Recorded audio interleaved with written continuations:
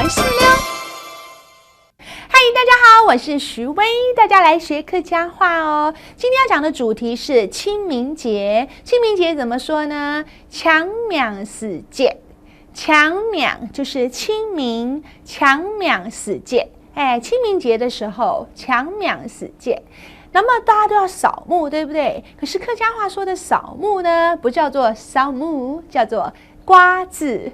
刮字，为什么去扫墓的时候会准备一些金纸啊？然后有时候呢会挂起来，或者用石头压着，所以叫做挂上这个纸啊。瓜子，像徐薇小时候一直以为呢，是我们过年的时候吃很多那个嗑瓜子，那个瓜子不是哦，瓜子，这就是我们客家话人说的扫墓了。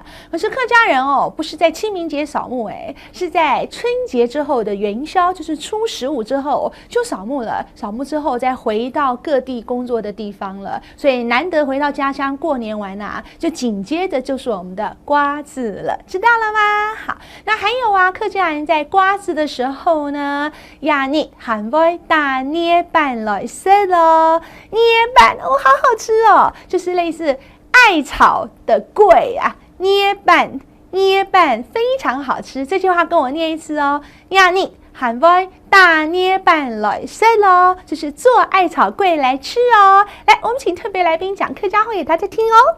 强명스节客家人有乜嘅风俗呢？瓜子啊。亚洲黑普通话讲的扫墓，还有乜嘅呢？亚年妈会打捏板来说啦，耶！客家话说的扫墓怎么说呢？瓜子，安子 say 哦，拜拜。